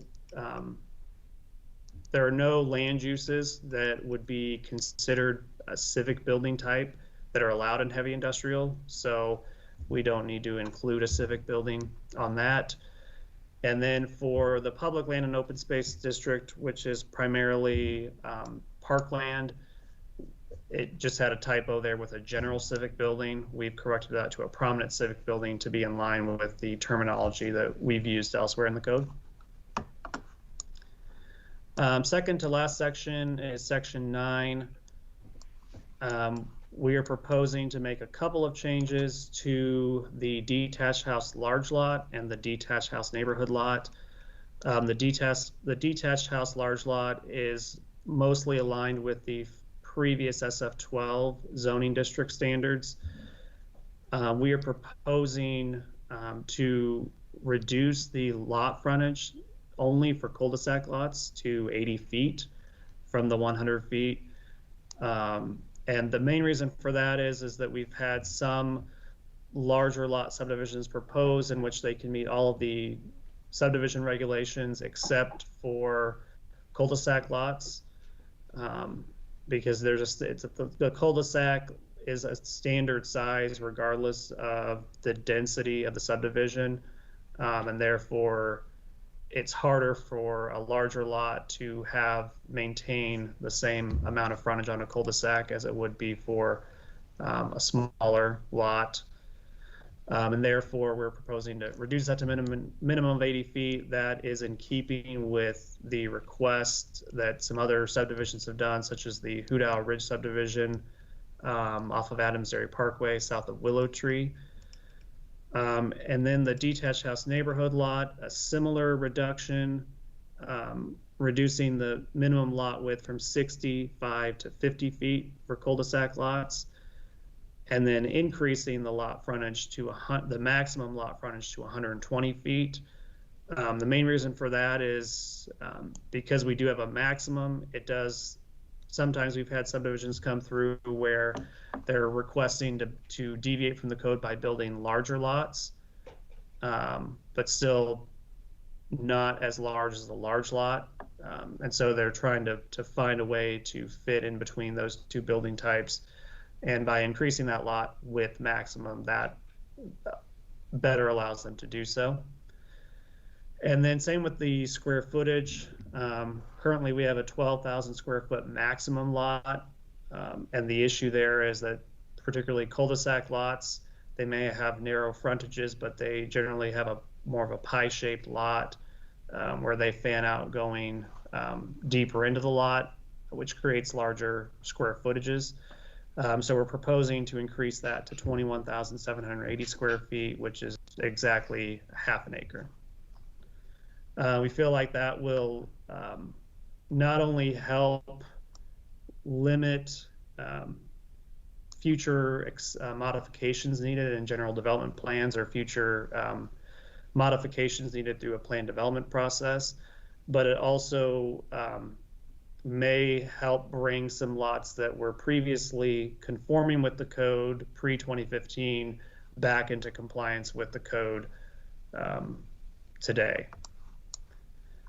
And then lastly, section 10, we are proposing a couple of modifications to the general development plan, which was approved earlier this year by City Council. One of the first items is clarifying when a general development plan is required when it's associated with a preliminary plat. Currently, the general development plan states that a general development plan is only required when a preliminary plat for more than 4 residential lots is occurring. Staff is recommending to strike that and require and state that preliminary plats for 4 or fewer lots for single family or 2-family development shall be exempt from the general development plan requirement unless rezoning is required prior to development. The main reason for that is technically an apartment complex, for example, may only be 1 lot, 1 residential lot. And I think the intent of the general development plan was to allow the Planning Commission and City Council the opportunity to review larger development plans. And therefore, we're just better clarifying that only the most minor subdivisions be exempt from that requirement. And then the last piece is something that we have actually been doing on I believe 3 or 4 of our last general development plans is making minor modifications through the general development plan process. So we are just clarifying that is an option with the general development plan, that it be consistent with the requirements of the UDC unless modifications are requested and approved through the approval of the general development plan, and said modifications shall generally be minor and be clearly noted in the staff report. So that concludes staff's presentation of the 10 items. And I understand that I believe that there's interest in reviewing these one by one and discussing them one by one. So I will go back up to section 1 and turn it over to Chair Sanderson. All right. Thank you, Mr. Wright. Maybe getting a little feedback. Are there any commissioners who have questions for staff? Yes, it looks like Commissioner Billups would like to speak. Commissioner Billups. Yeah, I actually, my biggest question is on section 2, but I do have a question about section 1. With this eliminating this freight terminal classification, if we had another Kohl's come into town, how is that currently classified, and how would we classify it in the future? So Kohl's, I believe, when it was first, I never found any record that the Kohl's was actually defined as a freight terminal in the records that we have. I believe it was just classified as a warehouse, wholesale storage type facility. I think there's probably been situations where in practice in the past, that the warehouse storage use was also treated as a distribution center. So this is just clarifying something that's probably already been approved in the past as a warehouse use as opposed to a freight terminal. We just, when we were presented with a new use, we looked at the code and determined that based on the definitions of the codes we have in place right now, the freight terminal was most appropriate. But I think the intent of that freight terminal was more of an intermodal type facility, which we do not have in Blue Springs. So you wouldn't consider what Kohl's is doing as being intermodal, where it's going out to various stores and things like that? That would still, I would say, fall under this warehouse distribution center based on the definition that we've provided, as it is being delivered to residential or commercial customers. The freight, I think the idea of the freight terminal is more that goods are arriving by rail, air, or truck, being sorted, and then probably being sent off to another industrial user for further processing. And our idea there is that if we did ever receive a request that's more intensive than that, that would likely be a much larger project that would be reviewed probably through a plan development process where we could accommodate additional restrictions or a restricted overlay, something to that effect where we could manage a project of that scope. Okay. Like I said, I actually have a question on the second section if you want to go to that, or if somebody else has a question on the first one. Does any other commissioners have a question on section 1?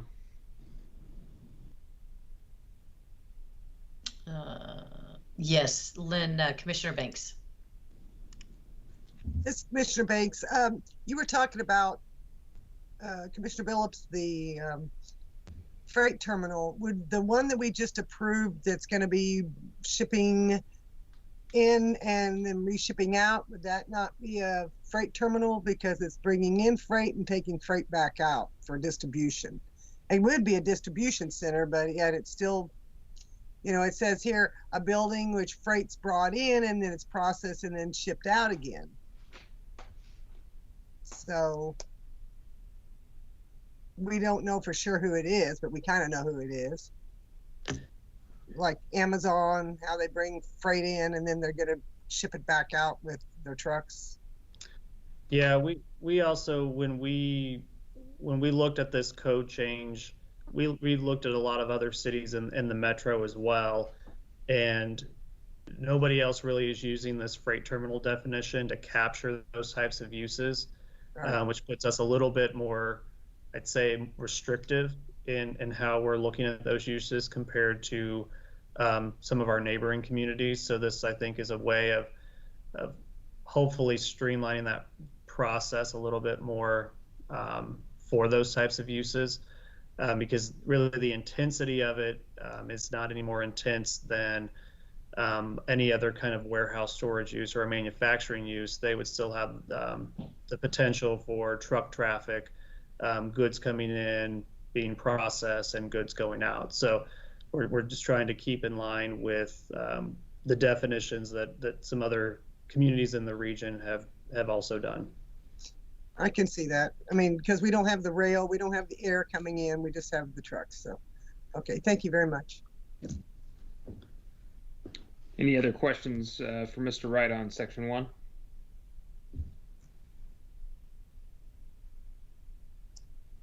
All right. I don't see any other questions. Any questions on section 2 from the commissioners? Commissioner Cradoff requests to speak. Commissioner Cradoff. In reference to section 2, could you, Matt, jog my memory and help me in reference to the prior hearing involving the senior living development on South 7 Highway? Was a condition agreed that nothing could go into that development, such as apartments, I believe? It was discussed for something like 14 years at the end of that discussion. And if that's the case, I wanted to know if we're going to do something like this, are we not infringing on something in terms of exclusionary zoning that would place restrictions on apartments or other forms of group living developments or group living dwellings? I'm sorry. Yeah, so I'll answer the first part of that related to, yes, there was the Remington Place development that was approved back in September by the City Council off of 7 and Clark. The City Council made a couple of exceptions or made a couple of conditions that they added to that approval. The first of which was to put a limit to restrict the plan development concept plan that was in place, to limit that specifically to independent senior housing, which it pretty much aligns with the definition that's been put on here, was similar to the language that was added to that ordinance. And again, that's specifically for the concept plan. And then the other item to that was concept plans expire after 2 years if a final plan is not approved. And because that particular project was a tax credit project, Sometimes it can take multiple years to secure a tax credit. Therefore, council wanted to put that plan in place and allow that concept plan to remain in place for 10 years to give the developer the opportunity to secure those tax credits. And the developer was fine with those conditions that were added. There are some other cities that have included this use group. And again, it's tied to the concept plan. So if there is at some point the developer or even a future owner wanted to change that, they could potentially amend the concept plan. One of the reasons why we do have this separately and is reviewed separately that way is because there's different parking requirements. So if it were to, say, turn into regular multifamily, non-senior housing multifamily, they would also have to make some site improvements to meet that parking requirement.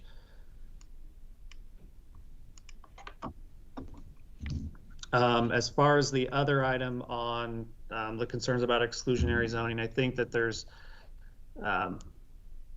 that is something that, again, I think the concept plan does allow an opportunity to remove that restriction at the developer's request through the process. Okay, thank you. Commissioner Billups, you had a question, I believe, on section 2 as well. Yeah, and it kind of follows a little bit. If I remember correctly, when we had the approval process, we were discussing, I believe it was the Novel Place there next to Price Chopper. We found out, and I wasn't aware of this, that in the senior housing industry, independent senior housing has a specific definition that conflicted with me as being truly independent, because it meant that they couldn't have full kitchens in their units and they had to participate in the dining plans. Are we creating a problem here by using that terminology since the industry uses that for a specific use? I don't believe so. And again, this is just an opportunity for the a developer to specifically request them to go into this use group. This could still fall under a developer could also refer to it as multifamily housing as well. But we also have definitions for assisted living, and then convalescent care, which falls more under the skilled nursing memory care. So we have sort of, this adds that third tier to sort of the progressive senior housing component that we've seen, for example, at the Parkway on Adams Area Parkway. And this is a definition that we pulled from some other communities that also have this land use category. Yeah, I'm just concerned that by using the word independent in there, that we're restricting what I would call just senior housing, in that we're just age restricting it, but they're still fully functional units, not with any kind of assistance at all. Because again, like I said, the industry defines independent senior housing as having at least a small amount of restricted care attached to it. Okay. So I'm just concerned about the terminology, that's all. I understand what we're doing, and I have an agreement in total. I don't want that terminology to get us to confuse somebody somewhere down the line. Okay. No, we can, that's an opportunity where there potentially something else could be added to that. We can certainly look into that. Okay. We need to adjust that language.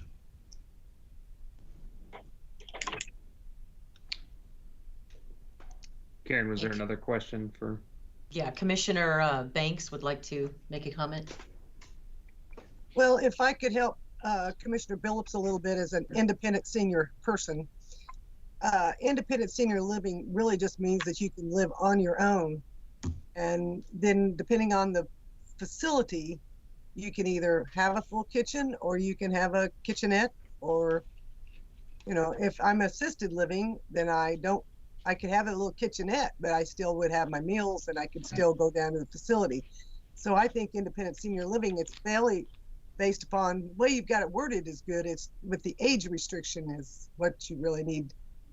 So just to let, I'm not opposed to the independent senior living statement. So.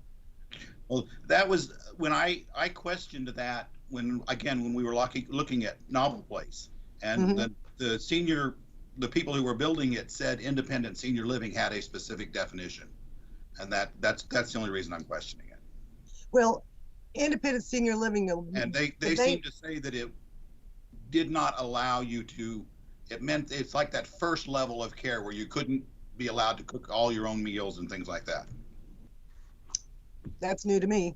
So that's what I thought I heard in that presentation when we approved that complex. Okay. Well, then they'll have to check into it, because then we need to specify. But this also says including detached, attached, and multifamily, and it all has to do with the age restriction. But as far as, would you? I just don't want us to get tied up with because of a definition. Then get rid of the independent and just call it senior housing. Yeah, that's fine with me. So, because then we're telling them whether it can be independent or whatever kind, because it could be assisted living. It can be any level of care. We're just restricting the age. Right. Yeah. All right. Thank you. Just a discussion. Commissioners, any other questions for Mr. Wright on section 2?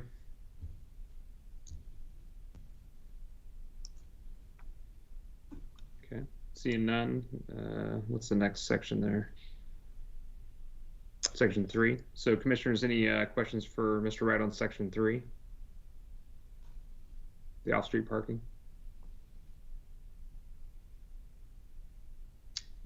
No questions. Okay. Commissioners, any question on section 4 about the it's like the parking study, and I don't know if there's anything else in that one, but section 4?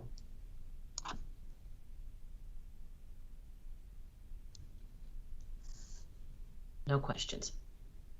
Okay. Commissioners, any questions on section 5?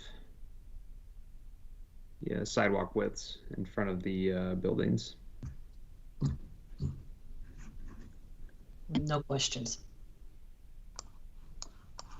Commissioners, any questions on section 6, prominent civic building addition?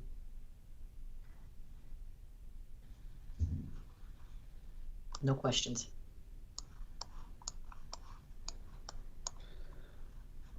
I think this is, still section 6. Commissioners, any questions on section 7 about the independent senior living to the table? And if I may, on this one, so the one possible issue of removing independent from the senior living is that doesn't align with the assisted living requirements. So we could potentially end up in a situation where a developer could potentially read that and technically have an assisted living project that we could then end up with assisted living being proposed in a single family subdivision. So the purpose of that independent senior living was to allow multiple building types. For example, in a single family zoning district, it would be more of a single family villa, age restricted community type development. So that was part of the reason of clarifying that it is different from assisted living.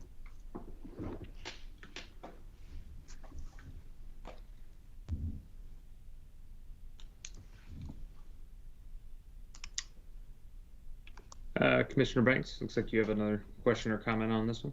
Yep. I just have a comment.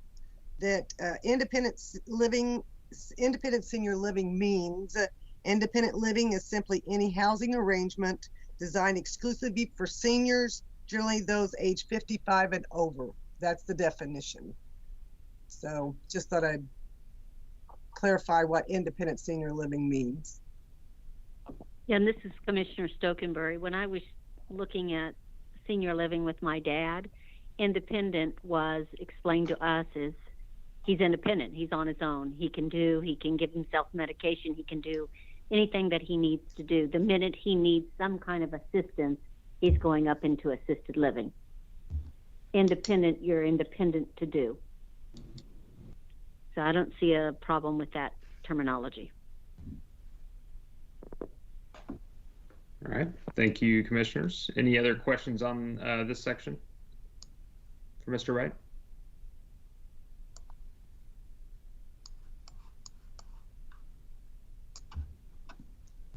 Okay. This is additionally section 7, but with the table associated with the warehouse and distribution center. Any questions on this one from the commissioners?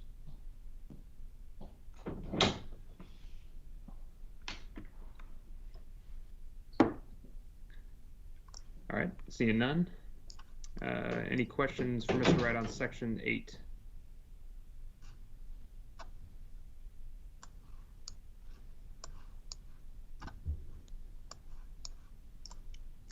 There's a question from Commissioner Peel. Commissioner Peel. Yes, thank you, Karen. Matt, on section 8, there was this part in there about outdoor or outside display of, is it product? Or did I read that wrong? Yeah, for outdoor display and storage of merchandise. Okay, let me try and bring this, it might seem a little circuitous, but in June 8th of 2020, we heard about, the Planning Commission heard about Jefferson Corner self-storage. I always had a concern, since it's a much larger unit, I think they were 20 foot long and like 10 foot high, about being possibly a point of sale. And I think that project was regional commercial, if I remember right.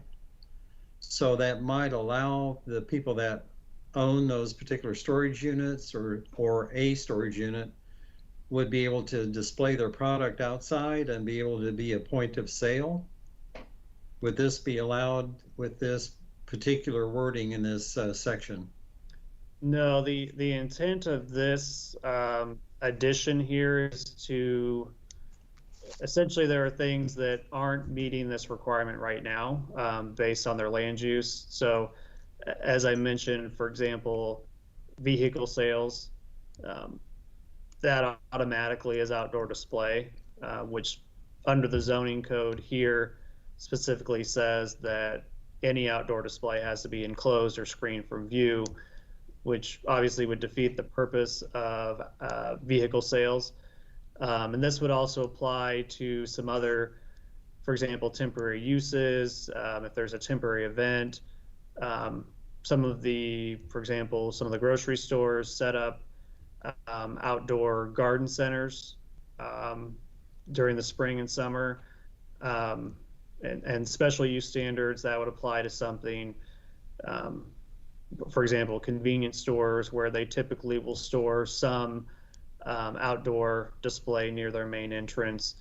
So this is really just intended to allow things that are already happening to continue, and just clarify when those are permitted and when they're not. So I think the case that you're alluding to with Jefferson Corner Storage, they would still be treated as a storage facility where all of their anything that's going on inside has to remain inside. Okay. Thank you, Mr. Wright. Thank you, Chair. Thank you, Karen. Any other questions for Mr. Wright on section 8?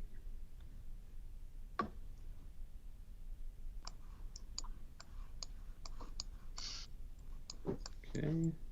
And any questions for Mr. Wright on section 9?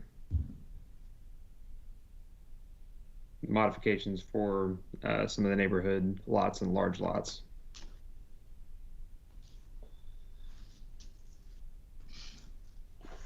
Doesn't look like there's any questions.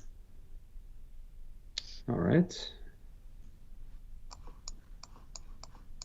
And any questions for Mr. Wright on section 10?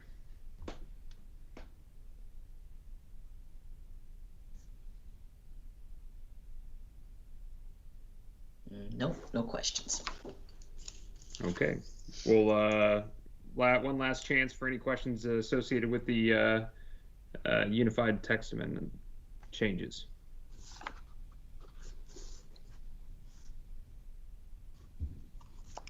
Okay. Thank you, Mr. Wright. At this time, I would ask for any witnesses in favor.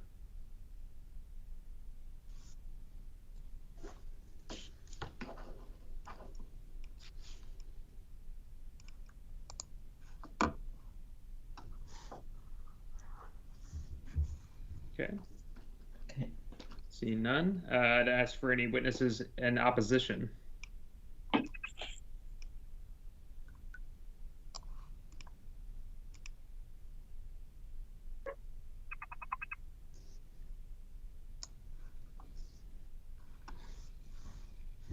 Okay. Okay. Any other final questions by the commissioners or discussion?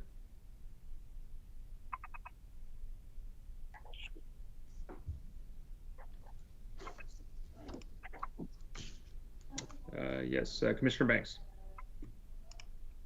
I'd just like to make a comment that I really like the changes that you've made, and I thank you very much for the time that you took to do all this. So it's a lot of things that we needed to have cleaned up. So thank you very much. Thank you. Any other questions or comments by the commissioners?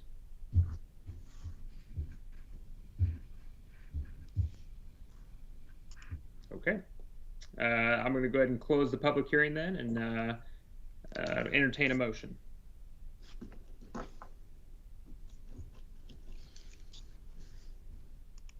Okay, I'd like to recognize Commissioner Peel.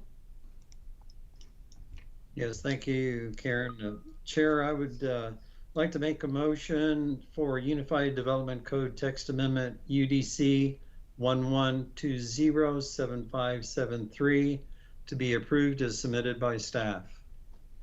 Okay. And I'd like to recognize Commissioner Banks. This is Commissioner Banks, and I will second Commissioner Peel's motion. All right, thank you. I have a motion from Commissioner Peel, a second by Commissioner Banks. This will be a roll call vote. Planning Commissioner Billups. This is Planning Commissioner Billups. Aye. Commissioner Peel. Commissioner Mitchell Peel, aye. Commissioner Graham. Commissioner Graham, aye. Commissioner Stokenberry. Commissioner Stokenberry, aye. Commissioner Rohr.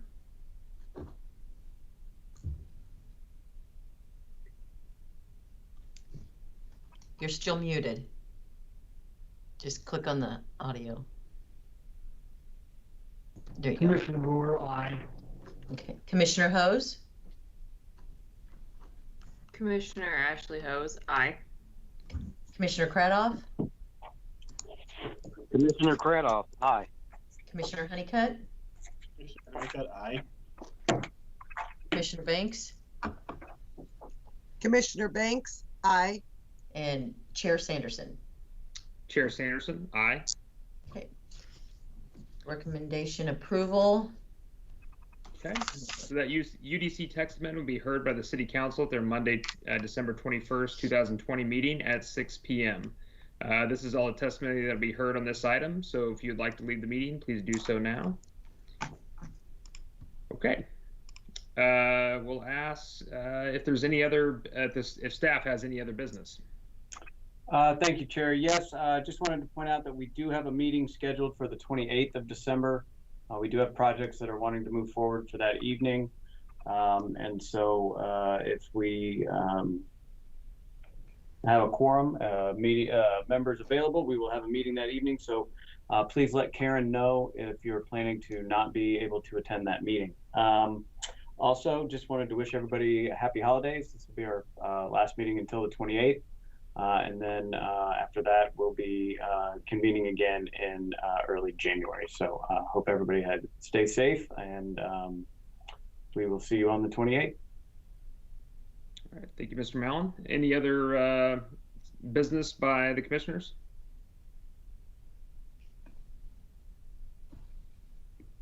All right, hearing none, I would ask for a motion for adjournment.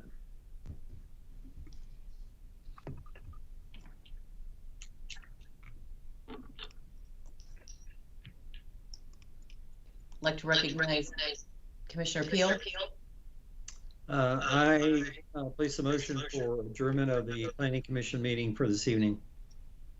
And I'd like to recognize Commissioner Honeycutt.